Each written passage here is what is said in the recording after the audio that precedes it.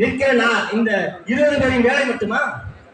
அண்ணன் ஜெயக்குமார் அவர்களை பாராளுமன்றத்திற்கு செல்ல வைப்பது உங்களின் வேலை மட்டுமா? உங்களின் வேலை இல்லையா? உங்களின் வேலை இல்லையா?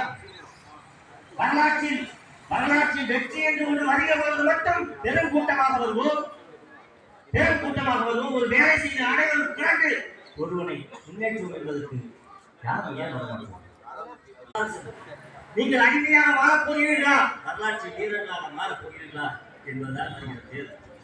எதையாவது ஒரு மாற்றம். வாக்குச்சாவடிக்கு செல்லும் தயவு செய்து வாக்கு நாளன்று உங்கள் கையில் வைக்கப்படும் இந்த ஆள்காட்டியை வைப்பார்கள். இருக்க போகிறதா இல்லை உதயசூரியனுக்கும் இரட்டை இலைக்கும் பாரதிய ஜனதாவின் தாமரைக்கும் காங்கிரஸ் கைக்கும் வாக்களித்து உங்கள் முகத்தில் பூசப்பட்ட கரியாக மாறப்போகிறதா என்பது உங்கள் கையில் தான். நீங்கள் சிந்தனைகளை விதைத்து விட்டோம். வரலாற்றில் ஒரு நல்ல தலைவர் உங்களுக்கு கிடைத்திருக்கிறார்.